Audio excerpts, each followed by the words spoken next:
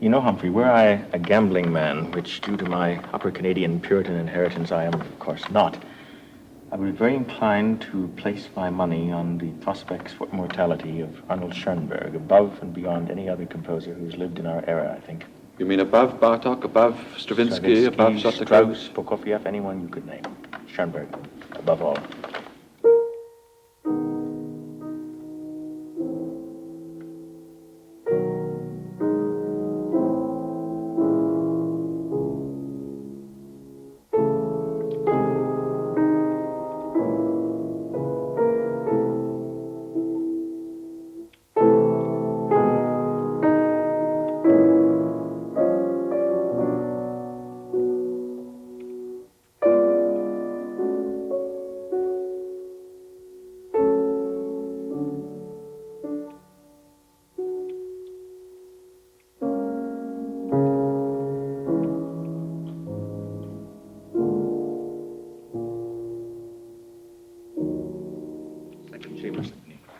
Second Chamber Symphony. All the same, I would have said that wasn't really typical Schoenberg. That's not what people mean when they say, I can't stand Schoenberg, is it? No, indeed. And they say that without having heard usually a great deal of Schoenberg, and obviously without having heard that sort of music, which represents him quite as faithfully as most of the music that is used as parody of his style. Music like this.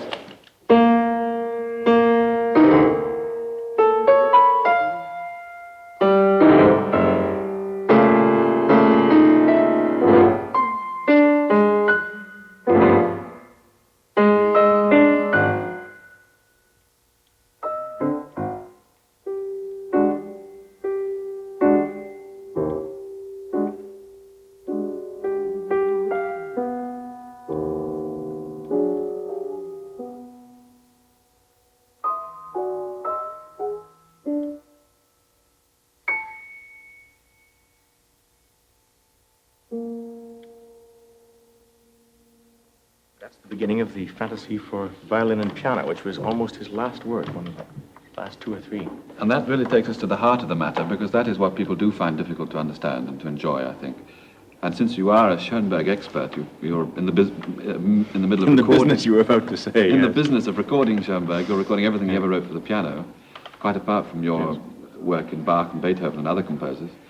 I would like to devote this program really to getting from you your feelings about Schoenberg, yes, to help me and countless people to learn to stop worrying about him and learn to love him, in fact.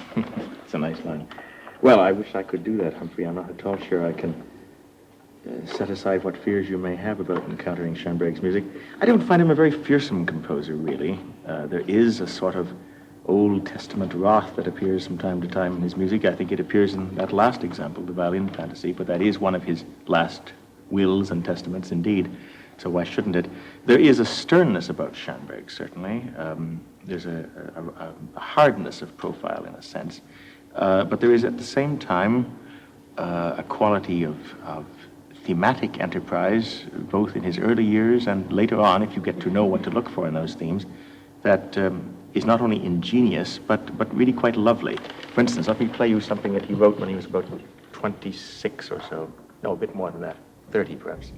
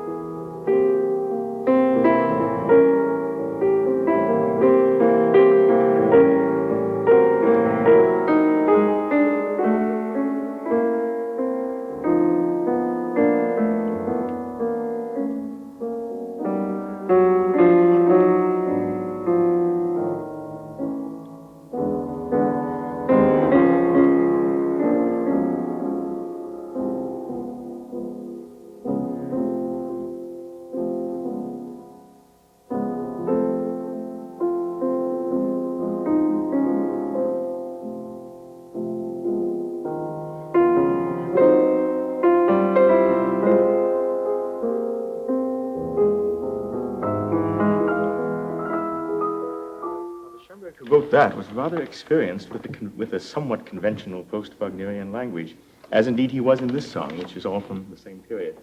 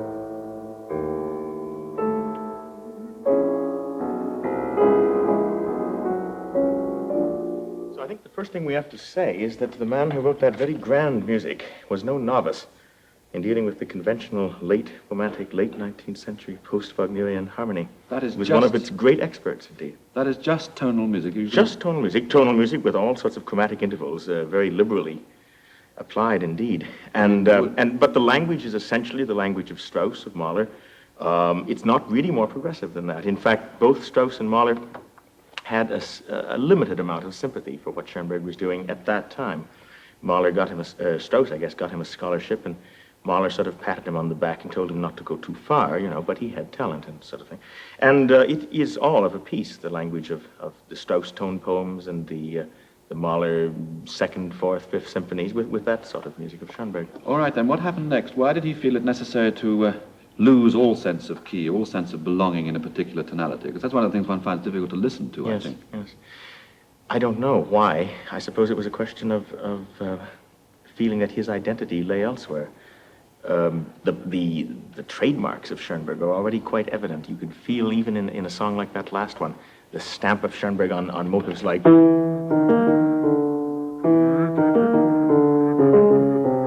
that kind of troubled and constantly moving small cell, is something that works all through his music to his very last days, as well as the slightly gloomy nature of the texture. I mean, there is a sort of Weltschmerz that overlays a great deal, although not all of what he wrote. Well, this was emerging in Vienna at the turn of the century, wasn't it? I mean, yes, born certainly. 1876, was it?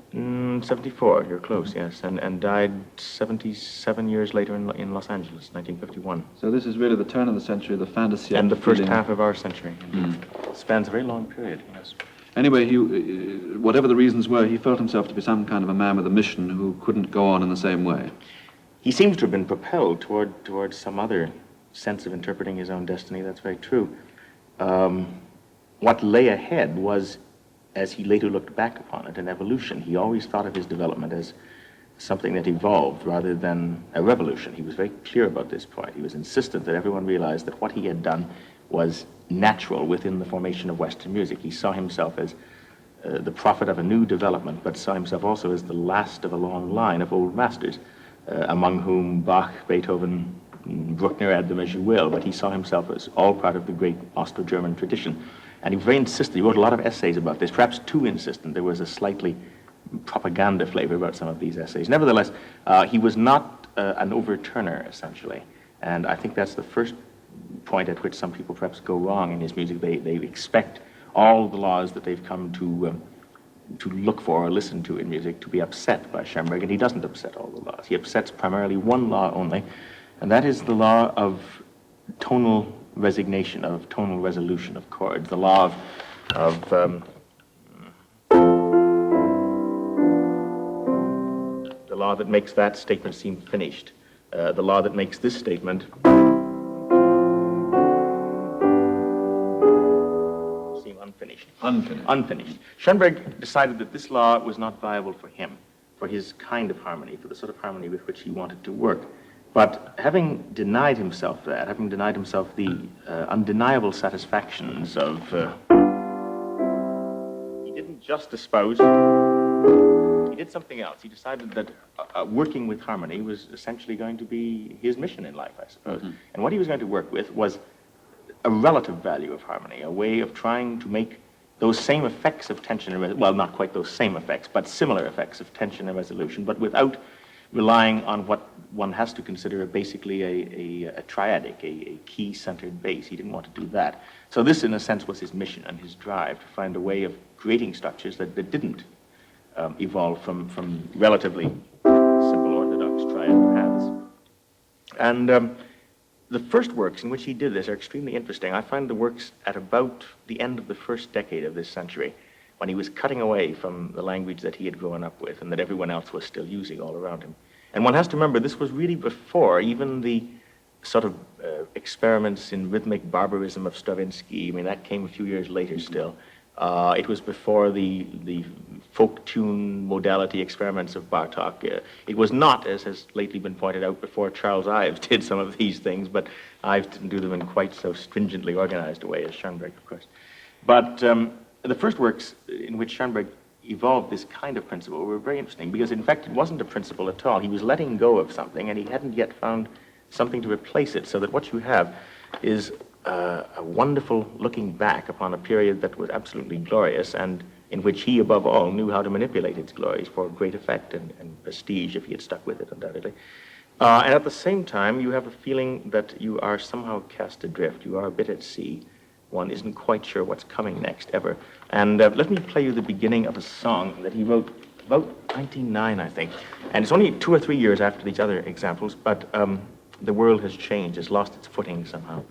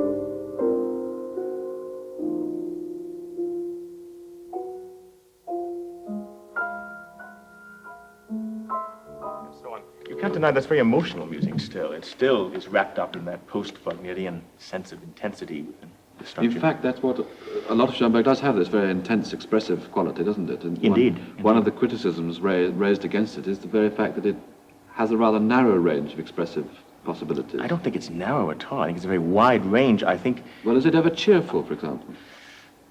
Yes and no. Let me play you... I don't know whether you'd call this cheerful. You might call it slap-happy, perhaps.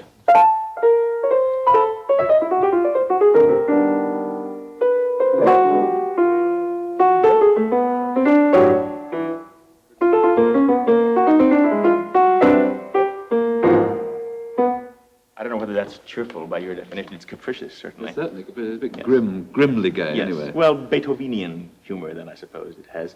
That particular example, as a matter of fact, is evidence of something else altogether, whatever the humor may be in it, and that is that it was written again about 3 years after the song that I just played, and really at the time when he had put himself right on the abyss and had laid down his final charge and said, I will not go back. I don't know where I'm going, but I'm not going to go back. It's a very bold thing to have done. Indeed. Well, he gave up everything. I mean, he gave up the esteem of his colleagues. He gave up family security, just about everything that for a man of somewhat bourgeois background, as Schoenberg was, rather meant a great deal. And the evidence for this is the fact that for about 10 or 12 years, just before and through the period of the First War and just after the First War, Schoenberg wrote almost nothing. He was never that prolific, but in fact during those 10 or 12 years, I think he wrote only perhaps 4 works, and very brief works, and works such as that consist of very brief sections, and that brevity was in effect his confession of being unable to go on with the gloriously extended forms that had served him so well in tonality, because he simply did not know how to organize this language. This was the point of total breakdown, total collapse. It was the darkest days of Arnold Schoenberg, 1912, let us say. Do you think that people will ever be able to listen to that music in the same spirit as they listen now to the music of, let's say, early Beethoven? This is early Schoenberg, or... Well, to be quite precise, that last is not early Schoenberg. That last is already middle Schoenberg. But the songs that I played before, yes, surely. I mean, I think they're marvelous. No, I'm coming now to the atonal. The atonal period. Well, I don't know that your analogy is exact, because by the time he wrote that last little snippet, he was, my arithmetic is so bad, he was already 40 so years, and early Beethoven we think of as the Beethoven of Vienna, 1795, 25, so it's not quite the same thing. No, but also Beethoven wasn't heading into that kind of problem. Beethoven's world wasn't collapsing around him, even though he was growing deaf in quite the same way that Schoenberg's was. But you don't think there's anything in this idea that there is a natural law of tonality, and that Schoenberg was really going against the grain and will never get many people to follow him because of this?